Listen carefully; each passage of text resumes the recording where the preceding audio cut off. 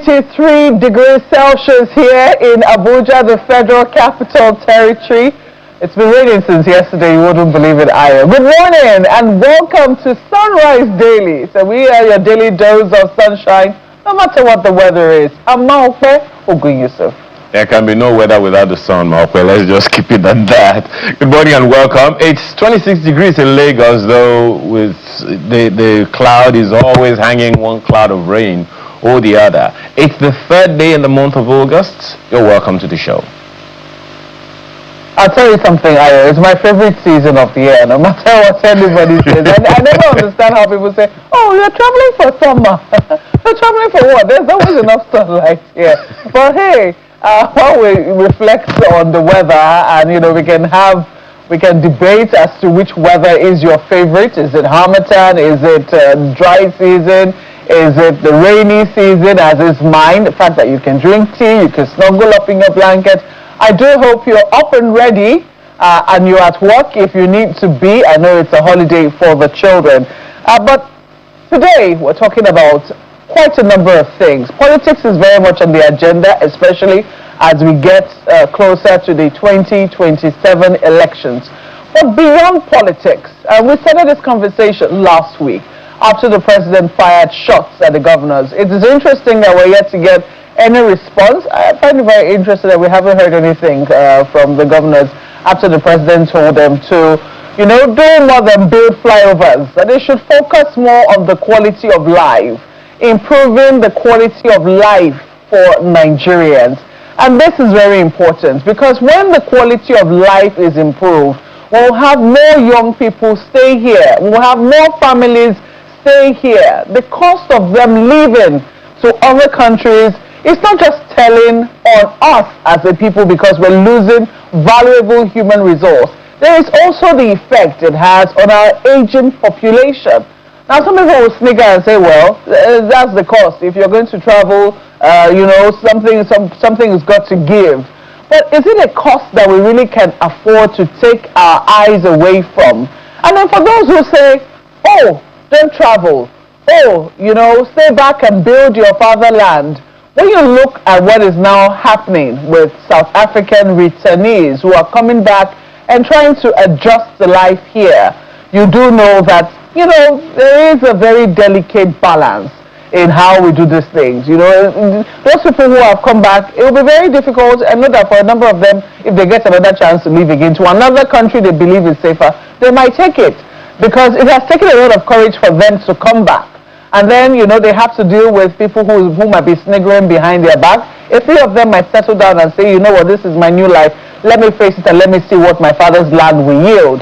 But then, hopefully, we hope that, the governors who need, not just governors, it could be civil society as well. But largely, the responsibility is that of government. And they need to take a second look at how they use this case of the returnees as perhaps an advert opportunity for what is possible for Nigerians that they are trying to lure back home, or for even those who are here who might be thinking of going abroad when it is possible that their fatherland can yield what it is that they desire in the so-called greener pastures. What were your thoughts when you saw that story by our correspondent, Bukola Joe Okitumbi?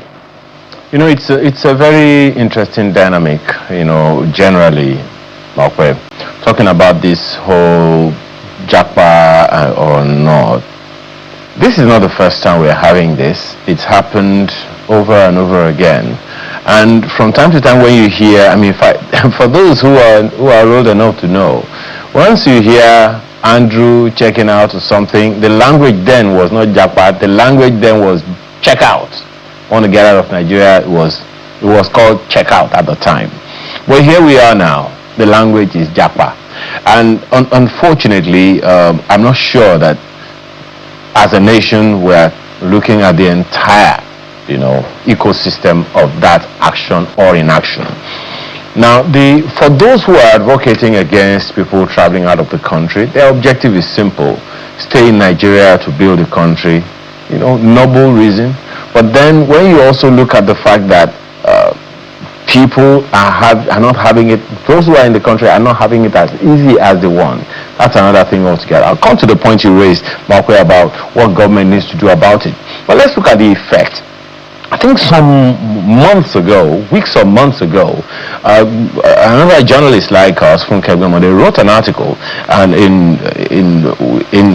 out there, and one of the things that she was raising was that while the effect, the economic advantage or opportunities are there, the effect of it on the elderly is another thing altogether. The elderly, for instance, one of the quoting from one of her articles says, grandchildren of today's migrants who grew up in Boston, Birmingham, and British Columbia, Nigeria in the minds of our departing children will become a story, a vacation spot. You cannot build a nation with people who no longer feel it belongs to them. That's one way to look at it. Another way to look at it is something else you said further down the line. That in 10, 15, 20 years, the fathers and mothers who send these children abroad, they are all on their own. They have no help. They have no one to stay with them. Dementia, insomnia, you name it. All kinds of things happen to these people, and there is no one to take care of them. Look at the villages. I mean, go to the villages. I don't know the last time many of us went to our respective villages, or, homelands and all. You find that most of the places where many people grew in the villages are deserted. Churches in the villages are deserted. Even in the remotest parts of the country, they are deserted. No one is taking care of them. No one lives there anymore. Everybody wants to come to city centers. You name it, the capital city of wherever, and Lagos and Abuja, as well as Port Harcourt being the center points. So what's happening to those other parts of the country? That's another thing. That's even internal. Now, taking them out of Nigeria, that's another kettle of fish altogether. Now, to the issue of what government needs to do, I don't think it's rocket science. We all know that there is one thing or the other that needs to be done. And now, I dare say that if we leave it only to government, we're going to wait forever. I'm not sure that Dangote had to wait for government before he initiated the idea of building a refinery. And I also am aware that Mr. Lumelu is also considering something in that direction. And a whole lot of other industrialists that are doing one thing or the other. I think it's really a matter of choice. But the kernel of the issue you raised, Markwe, is the ease of doing business. Not too long ago, and I'm hoping that we are getting out of those days now, any businessman will pay multiple taxes in 10s, 20s, maybe even up to 50 or 70 taxes before this tax reform thing happened. Whether or not that is eased out now, I guess the coming days are going to tell us. So government needs to ease out the ease of doing business for people. People import stuff into the country to produce, to add value, and right there at the ports, they are taxed to death. That we have heard it said that imported stuff in Nigeria are cheaper than things that are produced in Nigeria. That's not acceptable. So if it is possible for government to find a way to ease doing business, nano, micro, small and medium enterprises will be able to have more confidence in the country as opposed to always importing all the time. So those are some of the thoughts, and I'm hoping that government can see, every one of us can see what a vicious cycle it is. What goes around, Markwe, they say it always comes around. Well, I do know that a few state governments are already giving some sort of grants, but you want to know the truth. It's not enough. And just in case you are wondering what it is that you need to do, perhaps this report put together by our correspondent, Bukola Jo Oketumbi, who's been on the trail of a few of the returnees who came back from South Africa, monitoring how they are adjusting to their new life here, might give you ideas on what really needs to be done to make sure that people are able to get their lives back together and be a very good advertisement for what is possible here in Nigeria. Take a listen. Months after fleeing xenophobic attacks in South Africa, many Nigerian returnees are still struggling to rebuild their lives.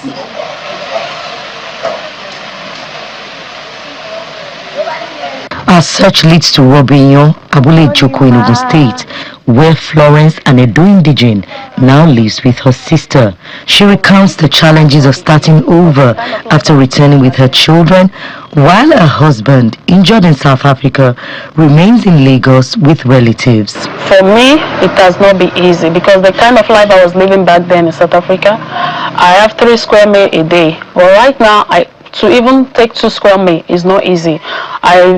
sometimes I just told my kids to like, let's fast till 1, just to make the breakfast to be, you understand, lunch. So that is how we have been living. Without stable electricity, internet access, or financial support, the family says adjusting has been difficult. Yet, Florence wants to start a business and is wondering where quality education for her children will come from. My children's education is more important because right now I've been thinking, how are they going to go to school? Because I have nothing doing back here. So we really need help from the government. If they could, they should please come to our aid. I would like to start a business.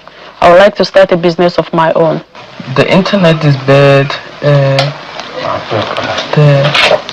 There's no electricity. There's no water. The road is bad. The taxis are rusty. Me, I like Nigeria so far, but it's just the electricity and the roads are bad. So anytime you're just driving in your car, it's not gonna be good.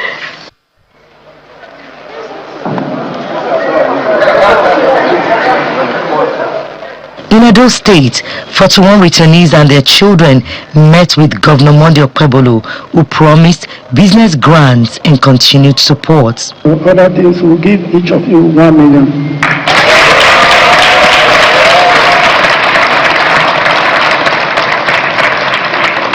Not done.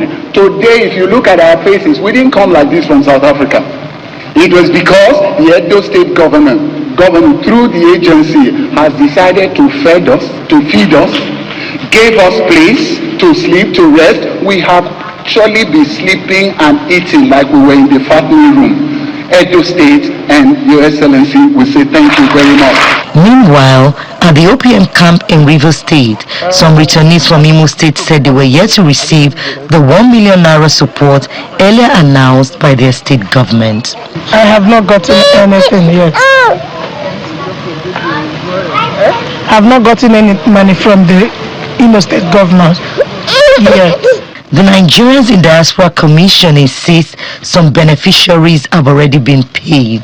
The $1 million, as soon as they arrived, was transferred to their accounts. And these are the remaining states: Ebonyi, Ogun, Kogi, Oyo, Ondo, Kwara, Ekiti, Osun, and Rivers. So we appeal to these 11 states to please contact us for the details of their returnees and do something for them. In Delta State, 86 returnees are set to benefit from a 175 million naira resettlement package, with each family expected to receive 2 million naira in monthly stipends. I feel so happy that our government recognizes us, bring us back from South Africa safely, and make a provision for us. We are so happy, and we also thank Almighty God that make it happen. For many returnees, lasting recovery depends not on promises but on timely support that restores dignity and hope. Bukola Joe Uketumbi, Channels Television News.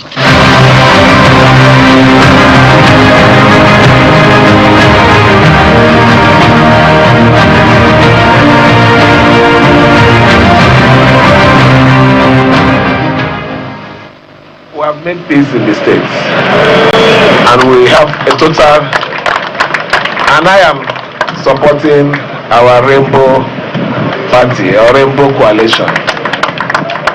President Ahmed Bola Tinubu is our president and is the one we are supporting. Okechinda is the governorship candidate that I am supporting, and anybody who believes in me will support. And every candidate that is under the rainbow. For those of you who are saying, hey, let's stay, we want to collect something before we run. There's nothing to collect. I am already in the family. I've gone back to our family. So please, wherever you are, give your total support to that coalition.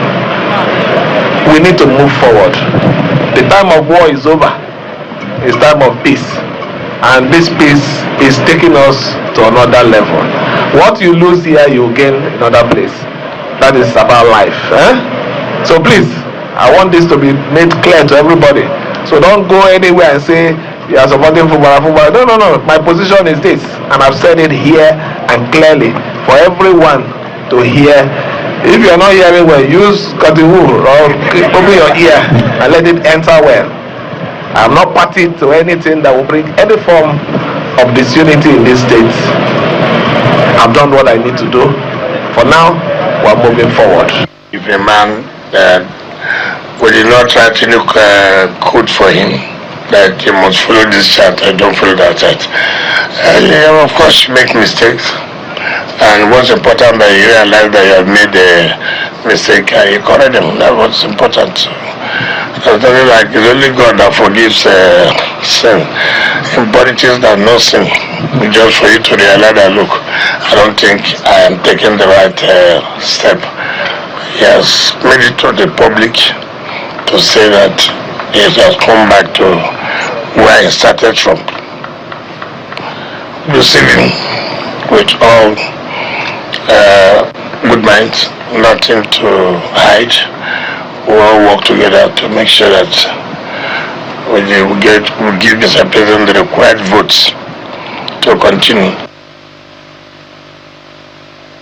Well, you can already tell by the direction of those tracks that we're going to the south-south region of the country and discussing the politics in Rivers State. But this time around, we're taking it from the perspective of a major opposition leader, Dr. Gabriel Pidomson, who is the ADC governorship candidate in Rivers State and a former member, Rivers State House of Assembly, also a former secretary to the government of Rivers State. Good morning and welcome to Sunrise Daily. It's good to see you this morning. I'm sure that you must be following very clearly what has been happening politically within the PDP, the APC, and now what we call a rainbow coalition.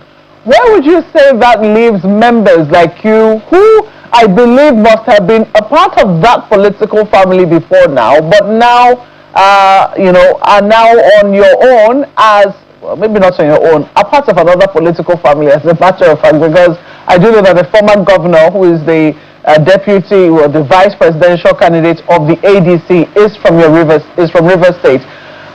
Where does that leave your political party, the ADC, in terms of all of the arrangement that is happening within the PDP and the APC?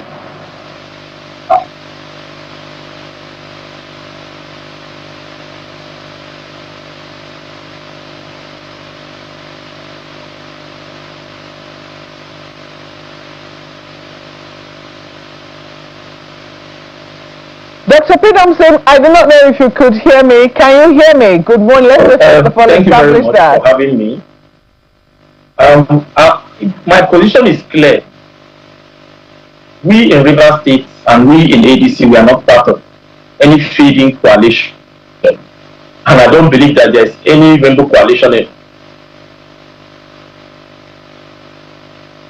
Yeah, good morning. I'm speaking. Can you hear me? Loud and clear, please go ahead.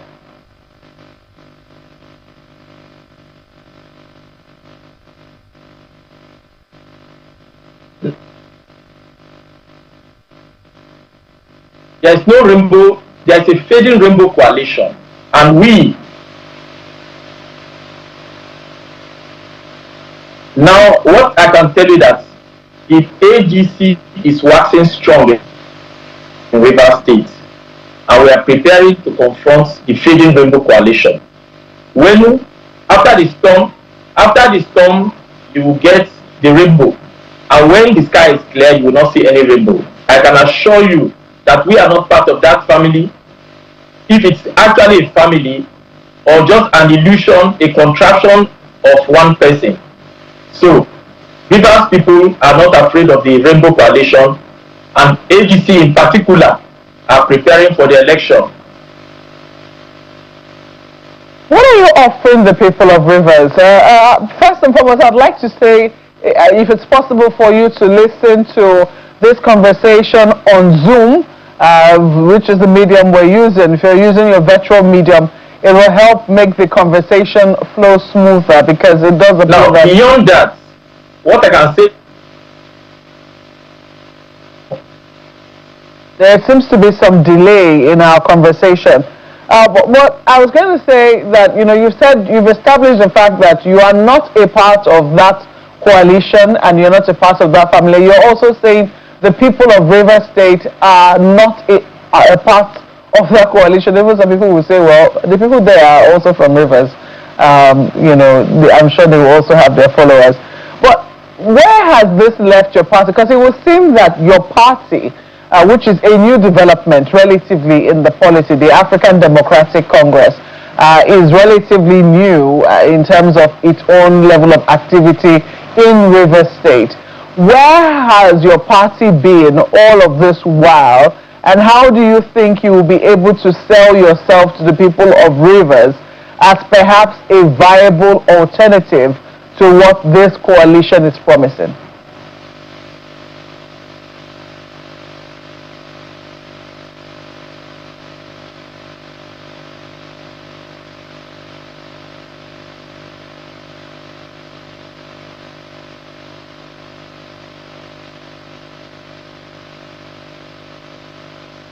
Now, first of all, the party is just an instrument for people to exercise their prerogatives, their rights to vote, and their right to bring about change. What you see as a coalition is just a breakout from the PDP. They are now part of APC. Majority of the people that were in APC have now moved to ADC. Some persons that were in PDP are now, like people like us, we are in PDP, we are now in ADC. So you have the structure of Nyesom Wike that is now the Rainbow Coalition, scattered into several parties. So when people talk about Rainbow Coalition in different parties, or parties that are not having structures in all the local governments, all you see there are persons who were breakouts from PDP and some few people that are in APC coming together to form a coalition spread across several parties. So the APC is well positioned to confront the challenges that are ahead, because that is supposed to be the real coalition, the coalition of Rivers people who are seeking for change. You ask what I bring to the table. What I bring to the table is freedom for Rivers people, change for Rivers people, freedom from political hegemony, and change and freedom from oppression, freedom from one person taking decision on behalf of Rivers people. We are not going to accept it. And all Rivers people who are tired of political infrastructure and social capital decay are part of ADC. And so we are getting ready for the election, irrespective of what they are planning. We are ready. That's what I can tell you. And now is the time for change, and that change will certainly come on the day we cast our ballots, our votes. We've known that usually there is a propensity to violence in Rivers State. And some people are of the belief that that could change with what we're now witnessing in Rivers State. Do you fear that, given the struggle that could come, or, the political calculations, that perhaps that could also be a factor as we go into 2027, the issue of violence?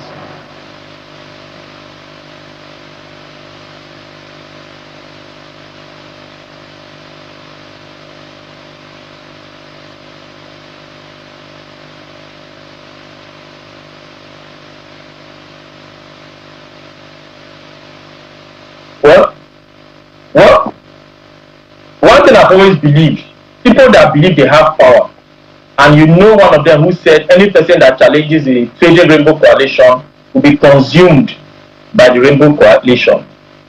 You can agree with me that when leaders start making such statements, they are preparing for violence, because they are sure that they are not popular.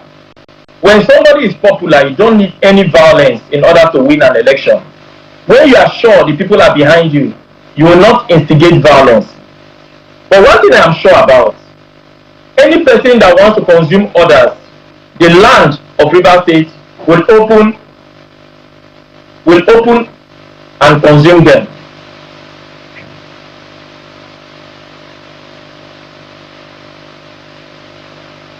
Well, we're still working somewhat on this connection between you and us because the conversation seems a bit stalled.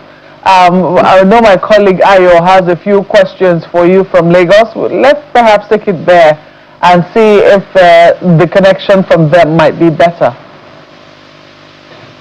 Well, thank you, Marquette. Dr. Pidomson, can you hear me, sir?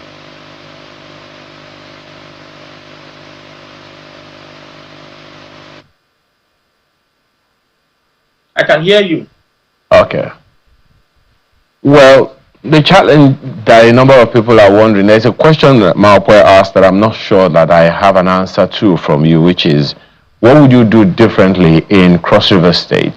What we have seen, the information people give from as far as the impression people get as far as River State is concerned, is that from one successive government to another, there is always a tiff between the incumbent and the predecessor. On the one hand, on that one, what would you do differently? And then in terms of governance, what are the gaps you would be willing to fill?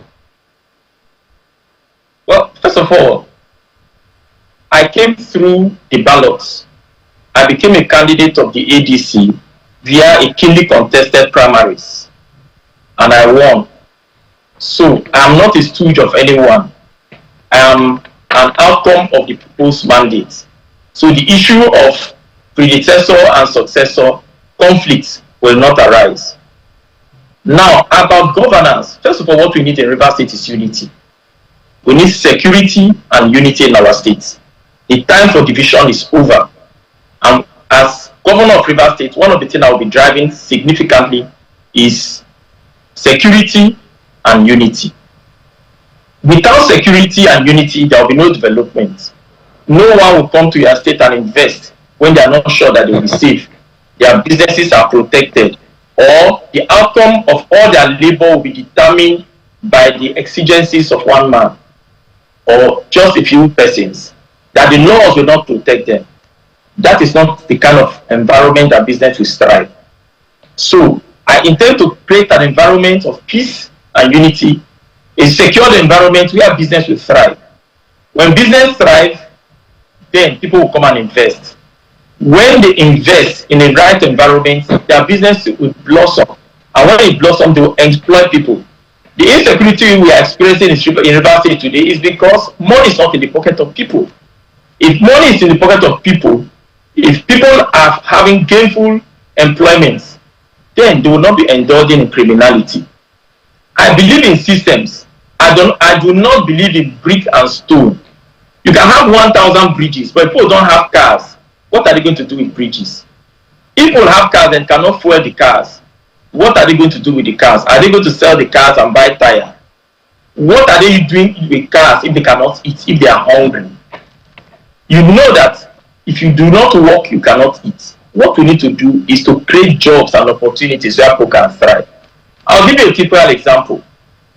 When an environment is virile for investment, then people can now attain their aspirations.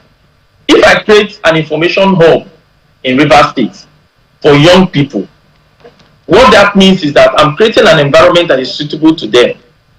But they can either use the services we provide for them in that hub to watch porn or to research, create new businesses, learn new things, or stalk people, or just scroll the internet.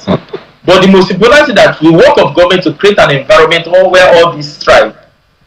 Now, in our environment today, we found out that there has been a decay in the past 8 to 11 years, where people believe that you only do projects. Projects must be interconnected.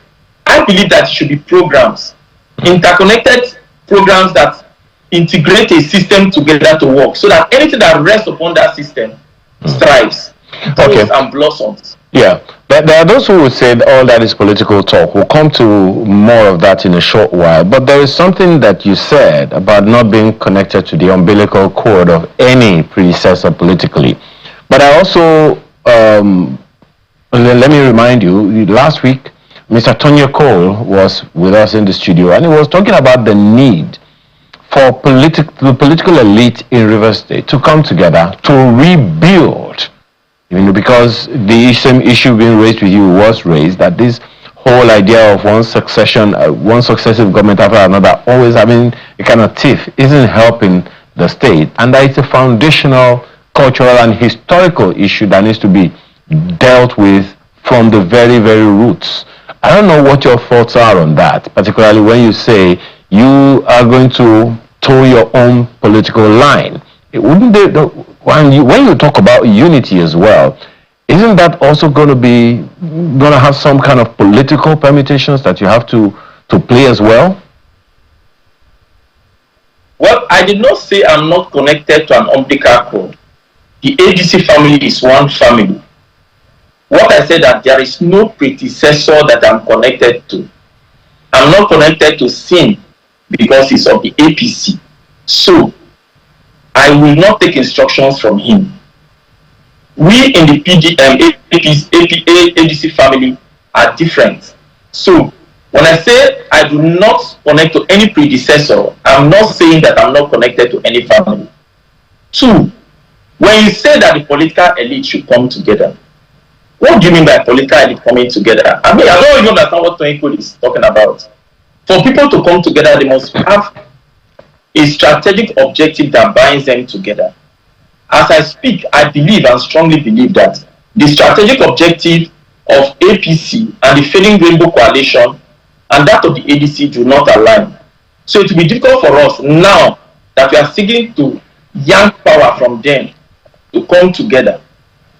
Two, they keep talking about loyalty and disloyalty and all that stuff. The Toiko himself, Amechi brought him twice and almost crumbled his entire political structure because of Toiko producing him twice as governorship candidate.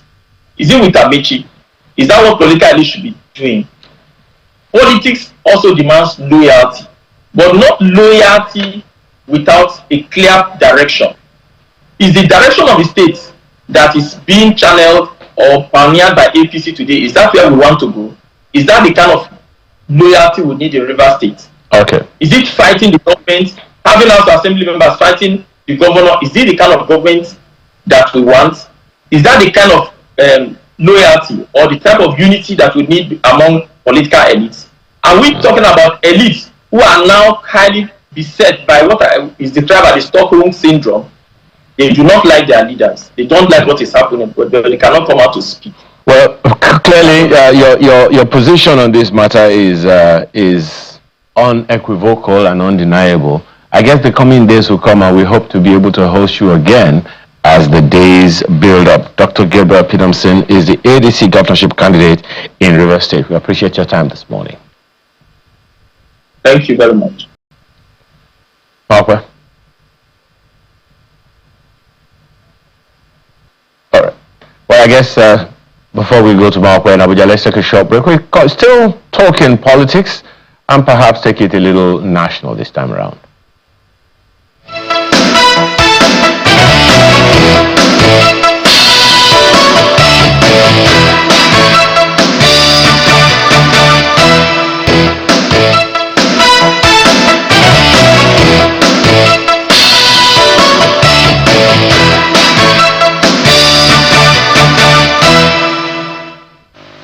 Oh, we did tell you that we're keeping attention here on politics, but we're looking at it as it relates to the umpire and its preparedness or the perception of political parties as it gets ready for the 2027 elections. We do know that INEC has now released even stricter guidelines as we head into the polls, and we're just a little curious as to what political parties make of these guidelines as it introduces a maximum spending limit, changed a bit the key dates and times, which has now been upheld by the courts. We also know that it has a new mandate for political parties.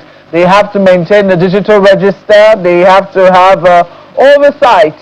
It's maintaining its own oversight on political primaries. They have compressed compliance windows, etc., etc. How is this affecting the new political parties, especially, for instance, the ADC. The ADC has always been in existence, but its level of participation in the elections has now been increased, especially with the political heavyweight it has on board.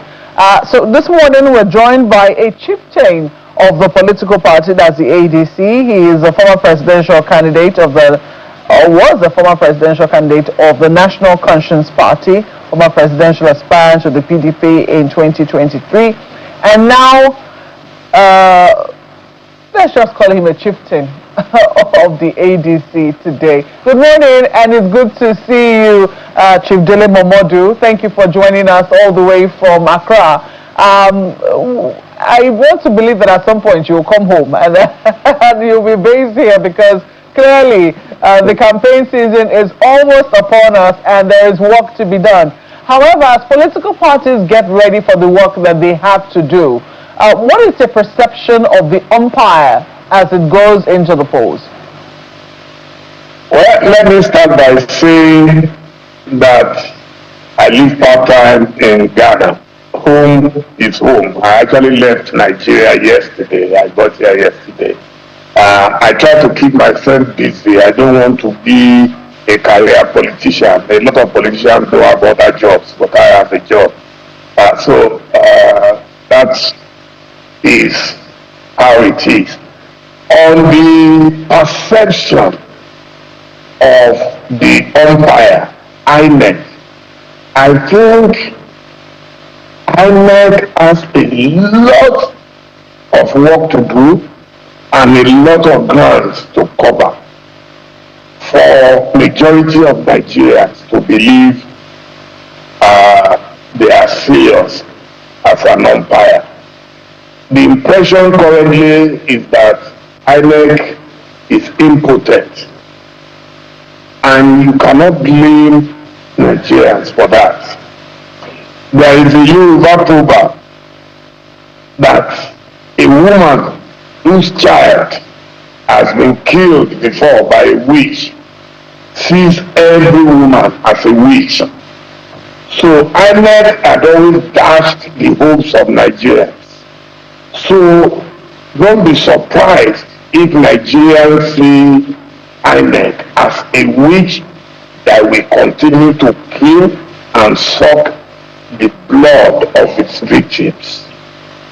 Despite all the resources poured into INEC, it usually fails so glaringly and spectacularly. I'll give you an example. Next week, we are expecting an election in Osun State, just one state out of 36 states in Nigeria. And what are we seeing? It's like a war. They are bringing in soldiers, bringing in police, bringing in battalions. Some people have already gotten their faults. And they are shooting sporadically on the streets. So this cannot be what election should be. I mean, we saw in 1993 how the June 12th election ran very smoothly. But today, we don't have anything close to that. Nigeria should be improving, not deteriorating, not degenerating. And the umpire cannot be different from those who appointed them. If those who appointed you don't believe in free and fair election, they will do everything possible to manipulate, to maneuver, to meander, and make sure that they have their way by hook and crook. So that's where we are. It's going to take a miracle for Nigerians to believe. So I don't envy Professor Amupito. I watch him every now and then when he is speaking. And I hope he has the confidence, the courage, and the composure to look straight in the eyes of those who appointed him and say, no, I can't help you beyond what the law of Nigeria says. That's all. But if you just want to mark time, waste time, and then declare useless results, then we end up like his predecessors, and that would be so unfortunate. You know, Chief, without prejudice to your submissions, we also have to admit that we're not where we were, you know, in terms of where the umpire used to be. We do know that there have been elections conducted by the umpires that have been commended. You took the example of Oshun right out of my mouth, because we do know that, I mean, you haven't hidden the fact that the current governor of the state is a friend of yours, a personal friend of yours, even though now he belongs to another political family. He's of the Accord party in Osun State, and he's, of course, very involved in these elections as he's running for a second term. Do you think that the perception that INEC suffers is more as a result of the actions of politicians?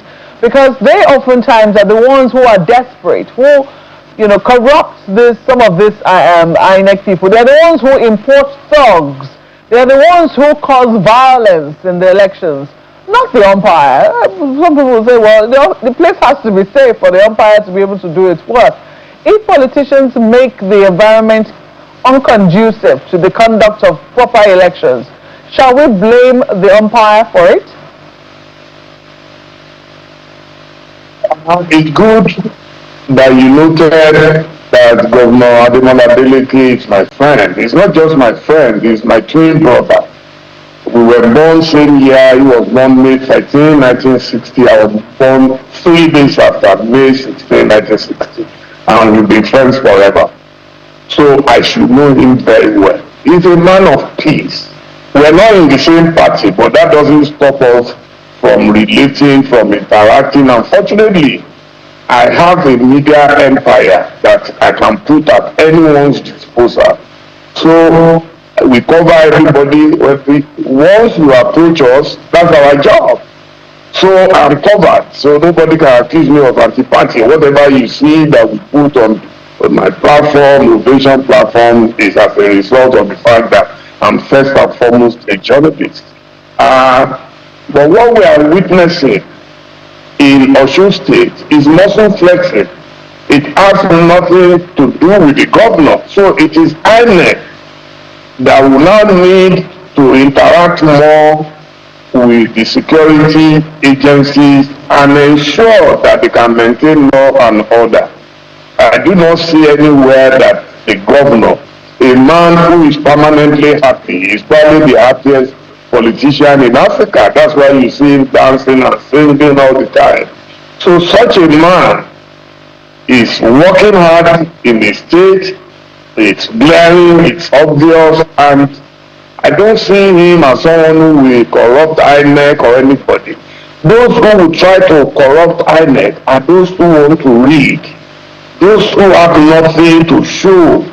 You know, in an election, you are supposed to sell what you have to offer or what you've offered in the past. So, but in a situation where you have nothing to show and nothing to offer, then you begin to do self-help. And that's what I see happening in Nigeria more often than not. Look, the presidential election of 2027 will not be difficult for Asiwaju Bola Ahmed Tinubu to win if he can show the records of his performance. Nobody hates him personally. Nobody just wants to kick him out because they don't like it. No, it is about performance. Present your scorecards. So let all these people running around, running you and threatening hellfire, let them calm down and spend that energy on showing the performance of APC. What we are seeing is APC abusing itself, abusing its predecessor, saying they inherited a useless government, a useless economy. I have never seen a place where a party destroys its own predecessors like APC. So now let's assume that truly President Bola Tinubu inherited a bad government. So what has it done in the last 3.5 years to change the direction of its predecessor and make life easier for people? And my analogy is always about rushing a patient to a doctor. The patient meets the doctor applies an injection, and instead of the patient stabilizing, the patient goes instantly into coma. And for 3.5 years, the patient remains in ICU. You can't blame anybody. You cannot say when the patient arrived, the patient was breathing, the patient was conscious, but you, the doctor, applies an injection and the patient goes comatose. Who are you going to blame? You cannot blame those who brought the patient intact. You have to blame yourself for misapplying or misdiagnosing and not preparing well for the proper administration to be given to the patient. That is the way government runs. How much was a dollar when Buhari left? How much is the dollar today? How much was food when Buhari left? How much is food today? How much debt did Buhari leave behind? How much have we acquired? What did Buhari do with the resources available to him? What are we doing today with our own resources when we cannot balance the budget? We are borrowing money as if loans are going out of vogue, and yet we cannot see what we are doing with it. We cannot even operate as a simple free education for our youth, if nothing else. Then the subsidies that we claim to have removed, so how much are we gaining today and what are we doing with the gain? So these are the questions to be answered. It's nothing personal. So let the government focus on that instead of attacking its critics. The other day it was the revered, Archbishop Onoyeko that they were attacking. Why? Because he met with the president and he stated his own perception, what he saw, the body language of the president, and they can't even tolerate that. Now they are saying, oh, they know where he belongs, he must be a politician. This is unfortunate. Chief, let me be one of the biggest critics of other governments. Let me let Ayo come into this conversation because I know he also has some questions for you as well. Ayo. Well, thank you, Maokwe. I'll take it, Chief, from the angle where you mentioned that you are also a journalist. And it's about, Maokwe asked about the political parties, their role, their responsibility in this whole process. I mean, in cahoot with INEC or thereabout. Recently, it's what we started the conversation with this morning. Some journalists were attacked in the process of doing their job, trying to cover an event. And this is not the first of it we're hearing about. I'm sure you heard about that as well. Something that happened in Ebonyi State. My colleagues on Morning Brief have tried to talk to the journalists as well. For some reason, the network wasn't really friendly. Is there anything that can be included in any of our guidelines, maybe from INEC or from anywhere, that can call to order any political party that's involved in all of these nefarious activities? Because it is so on the one hand there is the role for the political parties, on the other hand now journalists trying to do their jobs and being hindered one way or the other. As a journalist, I mean, you've been through the trenches, so you know how it feels for a journalist to be attacked. But not now. This is 2026. Is there anything you think can be done in our rules, laws, guidelines, or whatever to forestall these kind of activities, particularly by political elements? Well, I love to quote Chief Mashood Abiola a lot. Chief Abiola used to say that if you want to know if a fish is bad, smell the head. If the head is rotten, then the whole body is gone. The problem in Nigeria comes from the very top. And that's why I felt so bad when our president and commander-in-chief told the Catholic priest that all is fair in politics. No, it used to be all is fair in war, and politics cannot be equated to war. We are not fighting a war. It is a contest of ideas, a contest of achievement. So once the politicians believe that all is fair in politics, that's totally Machiavellian, and that is unacceptable. Let our leaders, let President Tinubu henceforth between now and January begin to preach peace, begin to preach the democracy, the progressive democracy that he and others fought for. Let him maintain that. Let that be his legacy.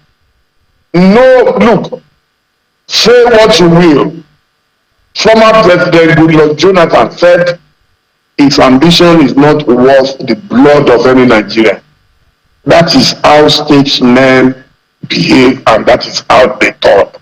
So the temperature, the political temperature in Nigeria right now is so tough that you can almost slice it with a knife. And it is because politicians are saying they must win, not fair and square, but by any means necessary.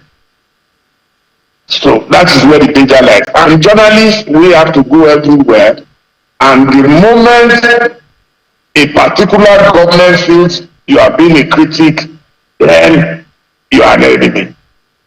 Critics are not enemies. When tomorrow comes, when this power ends, as it will surely end, you will realize that those who were actually criticizing you were your best friends. Because you are not going to be there forever.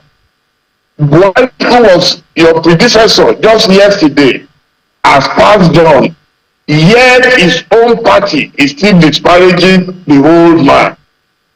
So journalists are just doing their jobs, and they should be allowed to do their jobs. Well, Chief, we can go on with this conversation, because even your candidate of your political party, he's been in the news over the weekend. As a matter of fact, the papers have quite a number of responses from the ruling political party at the center to things that he had to say. We're seeing this morning, also, I think it started from the comments of President Olusegun Obasanjo speaking about his biggest regrets, picking Atiku as vice president, my biggest regret. Thank God his actions couldn't harm Nigeria. That was the comments of Chief Olusegun Obasanjo at the book launch of Charlie Boy, Charles Ofuta. I'm sure you must have heard that, and what eventually spawned and back and forth that we've seen.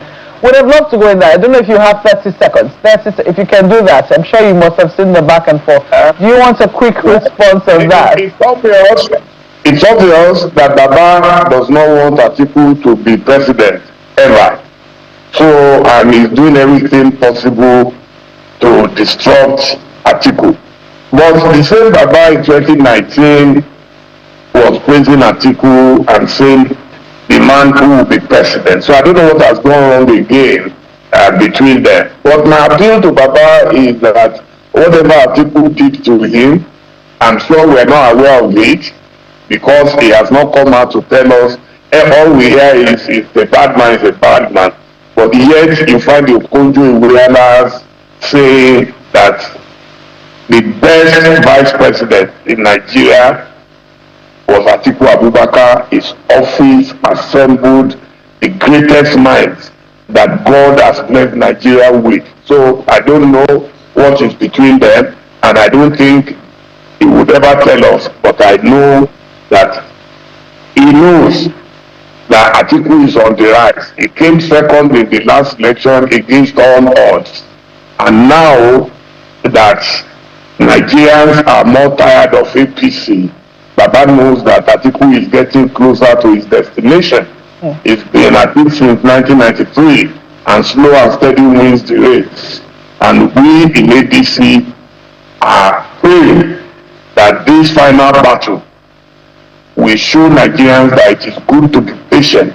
Atiku has never responded to Baba directly. He has never attacked him. All right. That's a gentleman, and we are happy for him. Thank you. You know, when you say you don't know what has gone wrong again, the play by Olarotimi immediately came to mind, but I'm not going to say the title. I know you know the title. Our husband has gone mad again. You're the one who said it. I didn't say anything.